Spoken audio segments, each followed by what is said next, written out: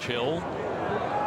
High twisting fly, well struck to right. Jackie back at the wall, leaps up, it's off the glove, and he is into the bullpen. You know what's crazy? The last time that I saw a player do something like that, Jackie Bradley Jr. flips over the wall in right field. It was Torrey Hunter against the Red Sox way back in the day, and it just makes me feel really old to understand both David Ortiz and Torrey Hunter have been out of baseball for quite some time. Like, we're getting old. But anyways, what's going on, everyone? It's Fuzzy. Welcome back to yet another MLB recap. As you can see by the title, the Padres have made another splash. They continue to trade for starting pitchers just year after year after year. They've traded for, let's go ahead and just say this right now, Yu Darvish, Mike Clevenger, Joe Musgrove, Sean Manaea, and I'm probably forgetting a few people, but they are just a pitching factory now. And of course, this comes out as soon as I was about to record my reaction to the terrible top 100 list that MLB put out. So if you want to see that tomorrow, let's get this video to 2,000 likes because I really want to do that. Before we get into the big time trade news, Sean Manaea going to the Padres, we do have another breaking story to talk about. This is from yesterday.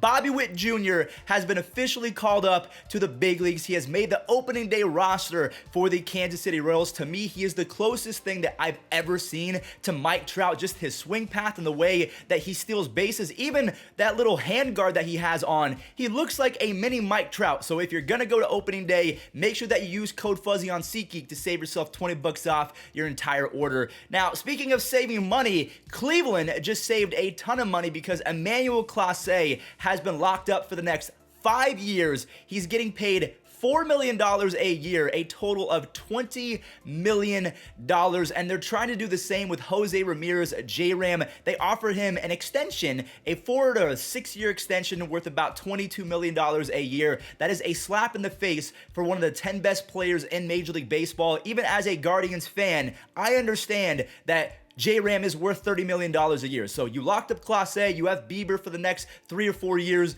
Lock down J-Ram this very instant and go sign a few other guys because it's embarrassing. Now, staying on the subject of embarrassing, I am wearing this hat just like I wore the Pirates hat in support of the Pirates fans. I am not wearing the A's hat in support of the Oakland organization. I just want to kind of wrap my arms around you because the A's are imploding right before our very own eyes. They have now traded Matt Chapman, Matt Olson, and Sean Manaea. Sean Manaea is going to the Padres, and we'll talk about a few other players right now because the A's are getting 19-year-old infielder from the Dominican Republic, Euribiel Angeles, I'm pretty sure that's how you say his name. Last year in 105 low A ball games, he had 26 doubles, 4 home runs, and 19 stolen bases. So he is not a power threat by any mean, but they see high upside. The A's just love guys who get on base. 26 doubles in 105 games is really good. And when you factor in 19 stolen bases, he's got the speed. I've heard his defense is pretty solid as well. So Euribiel Angeles is going to the A's, as well as 25-year-old pitcher from Mexico, Adrian Martinez. He had a very solid 3.38 ERA and a 9.3 strikeouts per 9 between AA and AAA just a season ago. So the A's traded away Sean Manaea for the Padres' 12th ranked prospect in Angeles, and then the 25th/26th best prospect for the Padres, Adrian Martinez. That's all it took? No actual MLB players? You're telling me the Yankees couldn't have done this? Okay. All right, let's talk about the Padres are getting, and real quick, we're going to bring up Aaron Holliday. No, not the NBA role player. He was a 13th rounder from last year's draft with nearly a 13 strikeouts per 9 between college and rookie ball. He's young, and the Padres see him as a high ceiling guy, pretty much a younger version of Adrian Martinez, who they shipped off to the A's, so it's really nothing in terms of what they lost. And then they got Sean Manaea, his last 425 innings pitched. He has a no-hitter, a combined 3.68 ERA, and a solid to decent 3.88 FIP. And FIP is really easy to understand.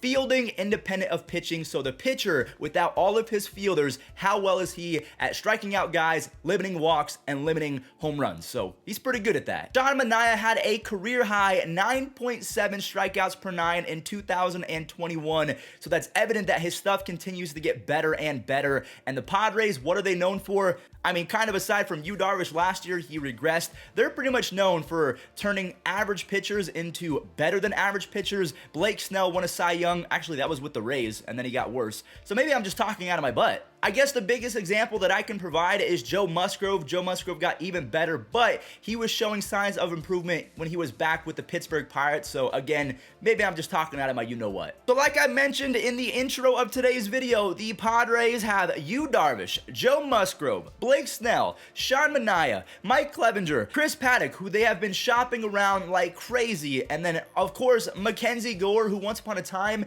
was in the top 10 for prospects. He has fallen in those charts a lot actually, because he has not been that great over the last calendar minor league season. But in my opinion, all this really means is that the Padres are priming themselves up for a deep postseason run that is going to be centered around pitching. Not that I was throwing shade at the Yankees, but they were the only other team really that was majorly in on Sean Manaea, but I guess the Padres had more to give with the 12th and 25th or 26th best prospect in their system. Very strange. But let's stay with the Yankees for just a quick second, because maybe they're thinking they don't need Sean Manaea because they have Mike Piazza.